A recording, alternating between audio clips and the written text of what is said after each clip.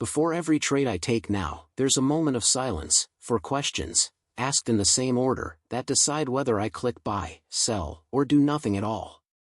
I didn't always trade like this.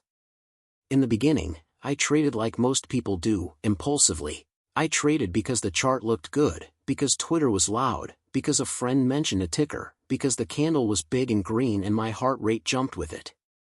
I told myself I had a system, but if you'd recorded my screen back then, it would have looked like chaos. No real checklist.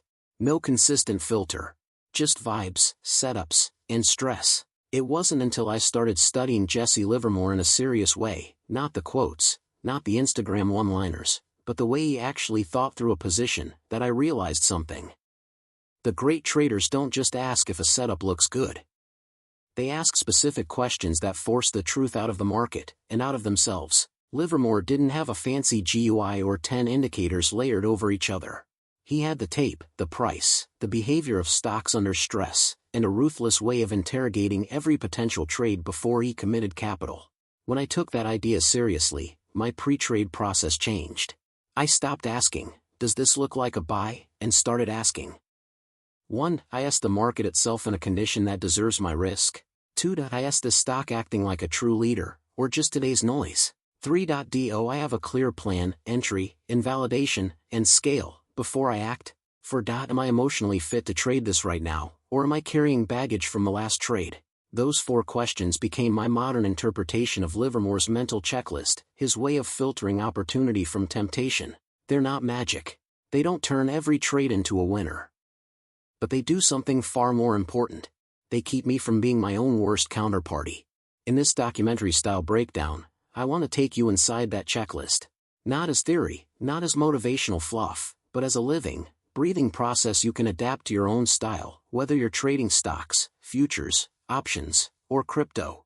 We're going to look at the inner conflict that makes traders skip questions and chase signals, the psychological trap of acting first and justifying later, how Livermore's way of interrogating the tape can be translated into 4 brutally honest pre-trade questions for today's markets, and how running this checklist, properly, changes not only your trades, but your identity as a trader.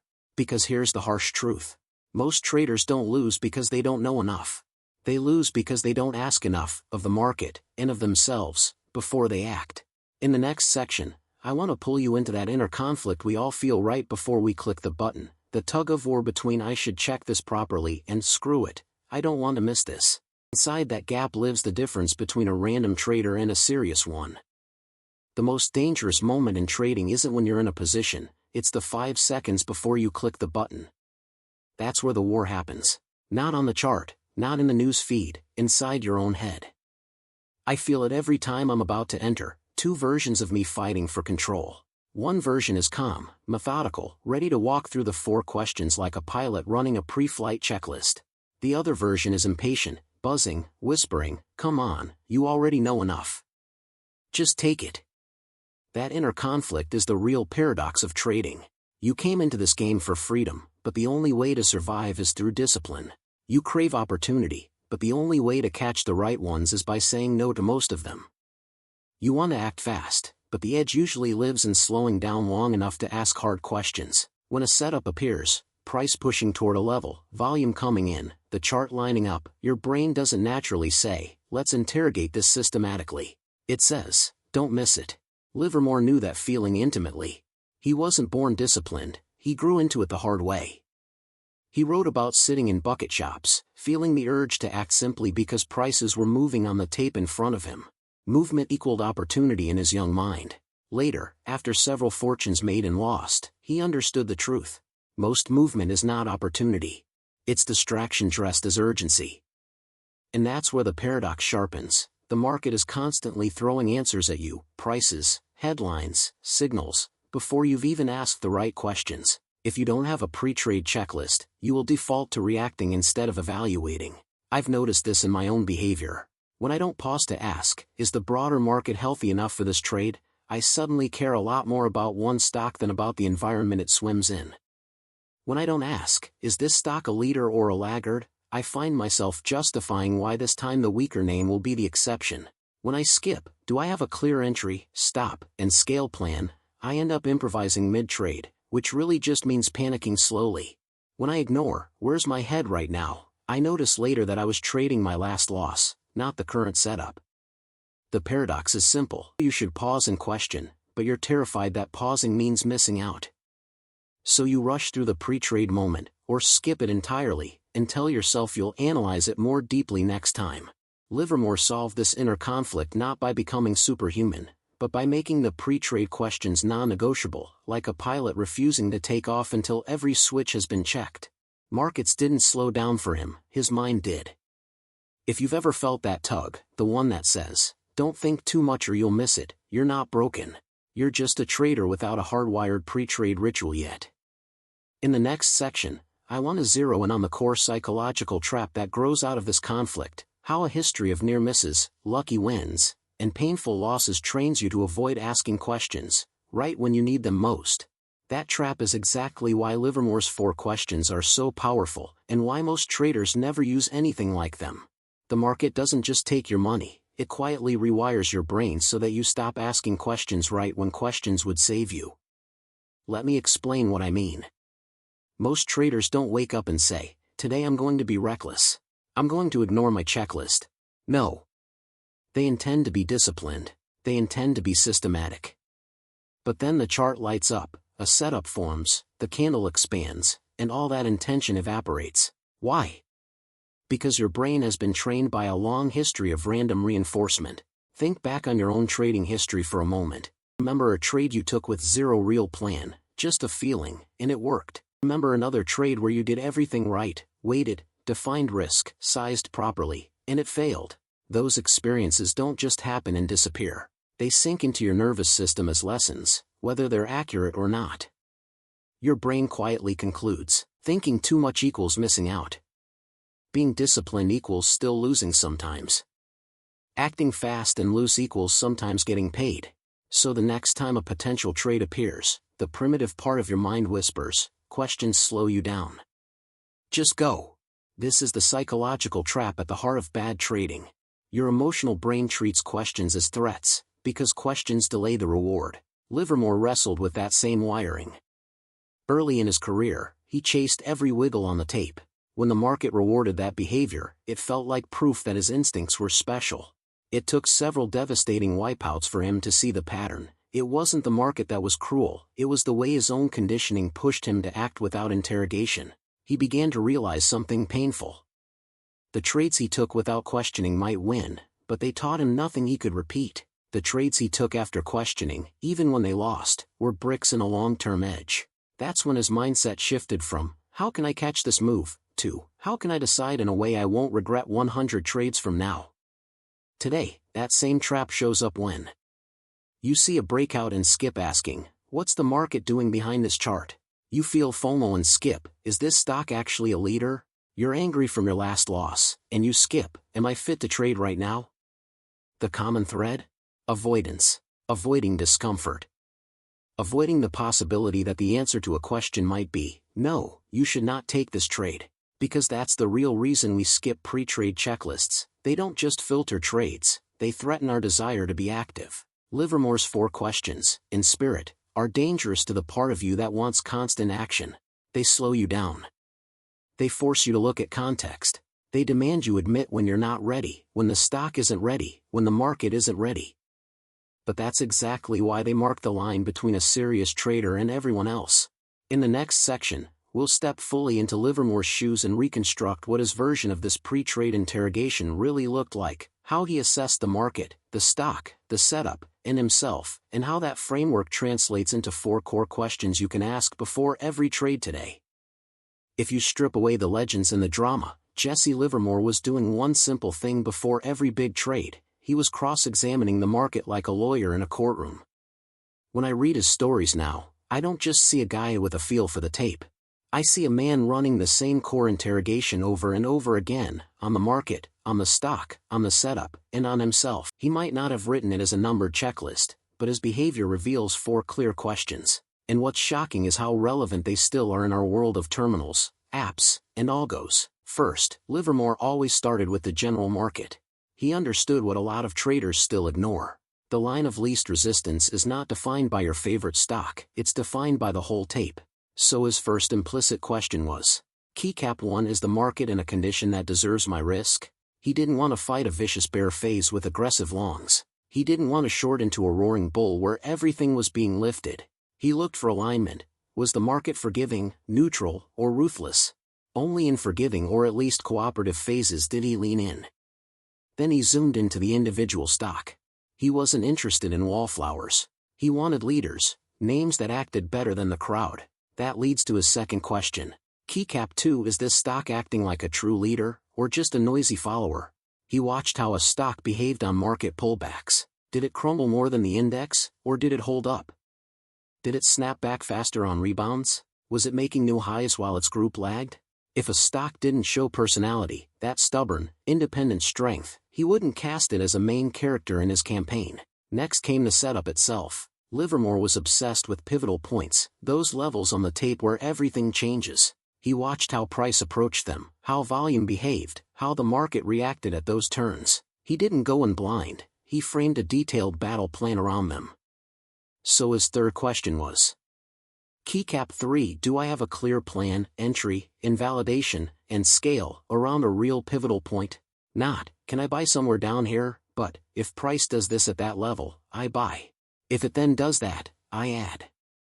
If it fails here, I am out. No improvisation once the market was in motion. The thinking was done before he entered. And finally, this is the part a lot of people skip, he questioned himself. Livermore knew his own weaknesses, the urge to overtrade, the temptation to press after losses, the ego that wanted to be right. So baked into his process was a fourth question. Keycap 4, am I in the right mental state to trade this, or am I carrying emotional baggage? If he was tired, angry, or shaken from a previous loss, that trade was more likely about fixing a feeling than exploiting an edge. When he ignored that, he paid. When he respected it, he survived. Seen through that lens, Livermore wasn't a mystical tape wizard. He was a brutal interrogator, of context, of opportunity, and of himself. In the next section, I want to bring these 4 questions to life through a single, vivid trading day, one real-world sequence where I walked through each question before a trade, and felt, in real time, how this kind of pre-trade checklist changes everything about how you enter, hold, and exit. There was one morning when I realized, almost mid-click, that these 4 questions had quietly rewired the way I trade. It started like any other session. Futures were slightly green, nothing dramatic. Overnight news was the usual swirl of headlines, macro noise, sector rotations, a few earnings surprises. I sat down, opened my platform, and my eyes went straight to a stock I'd been tracking for days. Let's call it ALX. ALX had been acting like the kind of name Livermore would notice. While its sector chopped, it had climbed. While the market dipped, it held. While weaker names bled on bad news, ALX barely flinched. Old me would have jumped straight to the chart, drawn a level or two, and looked for a place to get in before it runs. But this time, I forced myself to start with question 1. Is the market in a condition that deserves my risk? I pulled back from the chart and looked at the index. We'd had 2 solid up days already. Breadth was decent, not euphoric. Volatility was cooling. No major event risk on the calendar. It wasn't a perfect environment, but it wasn't a landmine field either. I marked it in my notes. Market, cooperative, not ruthless. Permission granted. Then I went to question 2. Is this stock acting like a true leader, or just a noisy follower? I overlaid ALX against its sector ETF. The difference was obvious. Where the sector looked like a tired sideways grind, ALX was pressing its highs in a tight, controlled range. On the last market dip, the ETF made new short-term lows. ALX didn't even break its prior swing low. That's the kind of personality Livermore stalked, stocks that seem to live in their own world. I wrote, ALX equals relative strength, potential leader. Now came question 3. Do I have a clear plan, entry, invalidation, and scale around a real pivotal point? I zoomed into the daily chart. There it was, a clear line where ALX had hit its head 3 times and backed off. A textbook pivotal point. I decided. If price breaks above that level on strong intraday volume and holds for at least one 15-minute bar, then I buy a starter position. My invalidation, a decisive move back below that level with volume. No, maybe it recovers stories. My scale plan: if ALX moves 2 to 3% above the breakout and consolidates tightly, I add.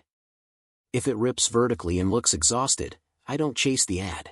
Everything was written down before a single share was bought. Finally, question 4, the one most traders never ask. Am I in the right mental state to trade this, or am I carrying emotional baggage? The day before, I'd taken a clean loss on another setup. It was valid.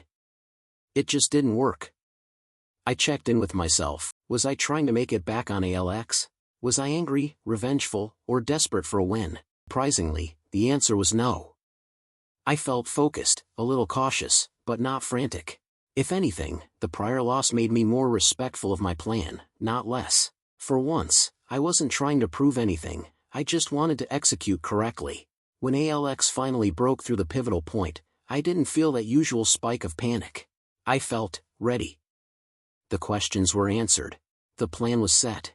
The trade wasn't a bet anymore, it was the logical consequence of a process. Did the trade work? It did, slowly at first, then decisively. But honestly, the profit wasn't the most important part. What mattered was this realization. The win didn't feel lucky. It felt earned, not by predicting the future, but by interrogating the present properly. In the next section, though, I want to show you the darker side of this: what happens on the days when you ask all 4 questions, do everything right, and still walk straight into pain. Because that emotional low point is where most traders abandon their checklist, and where Livermore doubled down on his. The real test of any checklist isn't how it feels on a winning day, it's how it feels when you do everything right and still get punched in the face. There was a stretch where that happened to me over and over, and I came dangerously close to throwing the whole pre-trade process in the trash. A few weeks after that ALX trade, I hit what I can only describe as a disciplined drawdown. Not a big equity drawdown, my losses were controlled, but a stretch of trades where the results and the effort felt completely out of sync. I would sit down, run my 4 questions, filter the market, pick a leader, define my pivotal point, check my emotional state, and then watch the trade. Trigger, flicker in my favor for a moment. Then reverse. Tag my stop. And drift away. No catastrophic meltdown. No epic blow-up. Just a slow, grinding sequence of small losses and scratches, like death by 1,000 paper cuts. And here's the thing, when I went back and reviewed them, they were good trades by my criteria. The questions had been answered honestly. The plans were clear. The market just wasn't rewarding my style at that moment. That's when the mental poison starts to drip in. What's the point of being this strict if I'm still losing? I made more money when I ignored half these questions. Maybe this Livermore stuff is too rigid for today's market. The emotional low point didn't come from a single big loss. It came from the disconnect between my improved behavior and my unimpressive results. It's a weird kind of pain, less dramatic, more existential. One trade in particular brought it to a head. I'd stalked another strong name, call it RZN, for days. It ticked all the boxes, the market was cooperative, RZN was a clear leader in its group, the pivotal point was clean, my plan was written, my head was clear. I entered on a textbook breakout, risk defined, size reasonable. Within an hour, a random headline hit the tape, sector scare, nothing truly structural, but enough to shake the tree. The whole group sold off. RZN snapped back through my level, sliced my stop, and kept going. Loss booked. And as I watched it bleed past my exit, I felt this wave of bitterness. If I'd just been looser with my stop, I'd still be in. If I hadn't respected my invalidation so much, I'd have more room. All these rules did was take me out at the worst time. That's the exact moment most traders quietly abandon their checklist. Not publicly. They don't announce it. They just start, skipping pieces. They stop asking all 4 questions, or they rush them. They tell themselves, I'll be strict again when the market gets easier. I almost did the same. But when I cooled off and looked at my log, not just that one trade, but the last 100, I saw a pattern that Livermore himself wrote about. In hot markets, my edge came from pressing valid setups. In cold markets, my edge came from surviving with my process intact. The 4 questions weren't a profit machine, they were a damage control system in hostile conditions and a scaling engine in favorable ones. If I abandoned them when it felt unfair, I'd be naked when the next real opportunity appeared. The turning point came when I decided that my self-respect as a trader would be based on one thing only. Did I honor the checklist today, even when it hurt? Once that became the standard, the frustration didn't vanish, but it stopped dictating my behavior.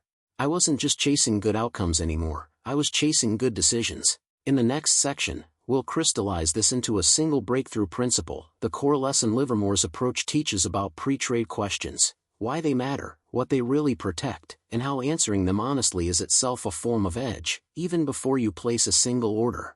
If I had to compress this entire pre-trade checklist into one breakthrough rule, it would be this: the trade begins long before you buy the stock. Most traders think their trade starts at execution, when the order hits the book. Livermore knew the truth: the real trade starts the moment you decide whether this setup even has the right to exist in your book. That's what the 4 questions do.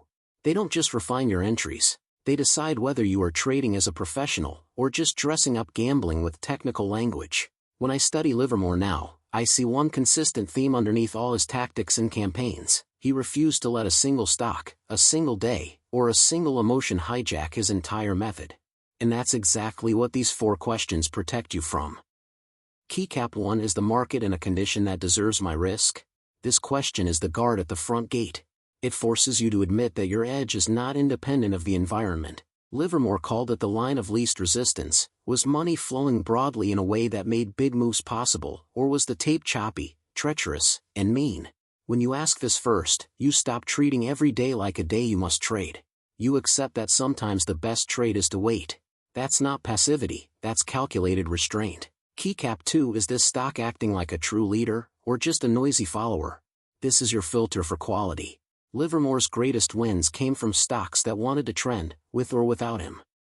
He didn't try to resuscitate weak names, he identified the ones already showing accumulation, resilience, and character.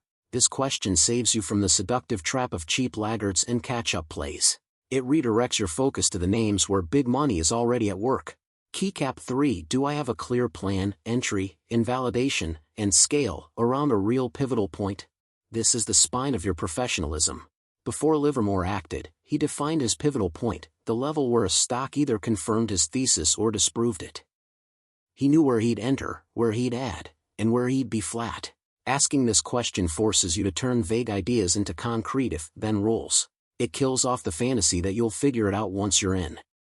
It transforms the trade from an emotional improvisation into a structured experiment with known risk.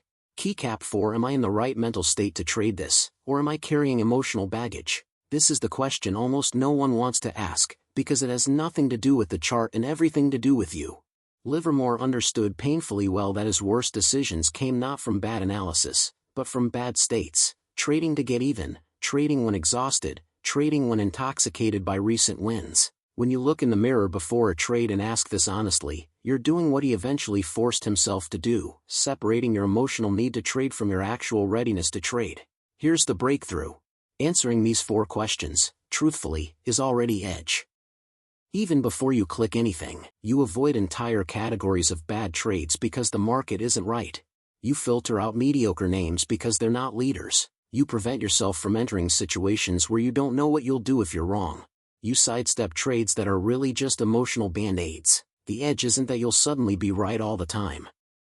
The edge is that your average decision quality rises, and your worst impulses get less and less time at the wheel. Over 50, 100, 500 trades, that difference is gigantic. That's what Livermore was really buying with his discipline, not certainty, but clarity. He still suffered. But his losses became the cost of running a structured business, not the fallout of random emotional bets. In the next section, we'll take this framework and plug it directly into the chaos of modern markets, algo spikes, social media FOMO, options mania, and see exactly how these 4 questions can act as a stabilizing force for traders who are serious about turning Livermore's old-school mindset into a modern operating system. If Livermore could see your screen right now, your watch lists, your alerts, your Twitter feed, he wouldn't be overwhelmed by the tools. He'd be shocked by how few real questions most traders ask before using them. Because here's the reality of modern trading. You have more information than any trader in history. And yet you are one impulsive swipe away from destroying a week of discipline. That's why these 4 questions aren't some vintage, romantic homage to the past. They are a survival protocol for today's markets. Let's walk them straight into your world. You wake up, and before you even touch your keyboard, your phone is screaming. Overnight futures moved. Some guru called for a crash. A small cap is up 40% pre-market. Crypto had a flash rally at 3 a.m. Your nervous system is under attack before you've even had coffee. Question 1. Is the market in a condition that deserves my risk? Becomes your shield. Instead of jumping into the loudest chart, you zoom out. Is the index trending or chopping? Are we in an earnings landmine week? Is volatility spiking or calming? You stop letting individual names trick you into forgetting the background climate. You accept that in a whipsaw, headline-driven market, your job may be to cut size, trade less, or stand aside. That's not being scared, that's being aligned. Then the algo scanners light up, top gainers, most active, unusual volume. Everything looks urgent. Question 2. Is this stock acting like a true leader, or just a noisy follower, slices through that noise? You check. Has this name been strong for days or weeks, or is this its first and only spike? Does it hold up when the market dips, or does it collapse faster than everything else? Is it part of a strong sector or the only outlier in a dead group? That single question saves you from chasing every gap, every pump, every low-float lottery ticket. You stop trying to trade everything that moves and focus on what Livermore would have called the real thoroughbreds. Now you're eyeing a potential trade. Social media agrees. Memes are being made. FOMO begins. This is where question 3. Do I have a clear plan, entry, invalidation, and scale around a real pivotal point separates you from the crowd? In a world of hot takes and fast fingers, you slow down and define exactly where you enter and why that level matters. Exactly where you're wrong, and you accept that before you get in. Exactly how you'll add, only if the market confirms you, not just because you're green and excited. You're no longer depending on hope mid-trade. You're executing a script you wrote while you were calm. That's Livermore in a nutshell. And then there's the most modern of all problems. You took a hit yesterday, or you nailed a big winner and feel invincible. Or you had a rough day outside the market. The charts don't show any of that, but your decisions will. That's where question 4, am I in the right mental state to trade this, or am I carrying emotional baggage, becomes revolutionary. In a world that glorifies 24/7 grind and never stop trading, you do something radical. You check your emotional capital before you put real capital at risk. Maybe you still trade, but you cut your size. Maybe you decide today is for watching and journaling only. Maybe you trade only your A-plus setups instead of forcing beat shots. Modern tools make it easy to express any impulse with a click. Livermore's 4 questions, translated into our time, make it harder for your worst impulses to masquerade as strategies. In the next section, I'm going to turn all of this into a tangible, repeatable pre-trade ritual, a step-by-step implementation guide you can run before every order you place. Think of it as your own Livermore Cockpit checklist, simple enough to use daily, powerful enough to change your entire equity curve over time. A question only has power if it becomes a habit, so now I want to show you exactly how I hardwire these 4 Livermore-style questions into my trading day. Think of this as my pre-trade Cockpit checklist. I don't always execute perfectly, no one does, but this is the structure I return to every time I drift. You can adapt it to your own style, time frame, and instruments, but the bones will stay the same. Keycap 1 Phase 1, Market Scan. Does today even deserve my risk? Before I look at a single individual setup, I run a market scan ritual. I check the higher time frame on the main index, or underlying benchmark for what I trade. Are we trending cleanly or chopping sideways? Are we near obvious support/resistance inflection zones? I look at breadth and volatility in simple terms. Are most names participating, or is leadership narrow? Is volatility expanding into chaos or compressing into control? Then I literally write one line in my notebook. Today, market is forgiving/neutral/ruthless. If I mark it as ruthless, news-driven, erratic, thin liquidity, I immediately decide. Trade smaller. Trade less. Or possibly not at all. This is how I operationalize question 1. I decide how much risk the environment earns before I obsess about any single stock. Keycap 2 Phase 2, Stock Selection. Is this a leader, or just noise? From my larger watch list, I filter candidates into a short list, usually 5 to 15 names max. For each one, I ask, has this been outperforming its sector or benchmark over days/weeks, not just today? How did it behave on recent pullbacks? Did it hold up or dump harder than everything else? Is the chart orderly, higher lows, constructive bases, or chaotic and news spiky? If a name doesn't show genuine relative strength and structure, it doesn't make the short list. I tag each chosen name as potential leader, worth planning. This is question 2 in action. Most tickers die here, and that's exactly the point. Keycap 3 Phase 3, Trade Blueprint. Do I have a real plan? Only now do I build an actual trade idea. For each shortlisted name, I define pivotal point. The exact level where control seems to flip, repeated resistance for longs, support for shorts. Entry trigger. If price does exit / through this level, e.g., breaks and holds with volume, I enter. Invalidation. If price does Y, e.g., closes back below, heavy rejection, I'm out. No negotiation. Scale logic. If price moves in my favor and consolidates well, I can add here and here. I write these down as then statements, not vague hopes, something like: if ALX breaks above 52 with strong 15-minute close and volume recent average, I enter 1R. If ALX fails and closes back below 52, I'm out fully. If ALX holds above 52 and moves to 53.5 to 54 with tight pullbacks, I consider adding another 0.5, 1R. If I can't write that clearly, I don't trade it. That's question 3 made real. Keycap 4 Phase 4, self-check, am I fit to trade or not? Right before I place any order, I pause for a 30-second self-audit. How do I feel about my last few trades? Still angry about a loss? Overconfident from a win? How's my life context today? Tired? Distracted? Rushed? Am I trying to prove something, to myself or anyone else? Based on that, I decide. Full normal risk, half risk, if I'm a bit off. Or no new risk, if I'm clearly emotional. If I'm not honest here, the other 3 questions lose power. This is question 4 in practice. Once all 4 phases are checked, the trade is no longer a moment decision. It's the execution of a prepared script. And if the setup never triggers, that's not failure, that's the checklist doing its job. Over time, running this sequence before every trade quietly changes everything: fewer forced trades, fewer emotional decisions, more consistency. Not perfection, professionalism. One day, you'll sit in front of your screen, hover over the buy button, and instead of feeling chaos, you'll feel something rare in trading: quiet certainty about your process, even if you're uncertain about the outcome.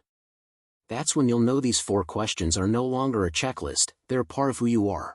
Think about how you used to approach trades. You opened your platform and let the market tell you what to feel: excitement, panic, FOMO, greed.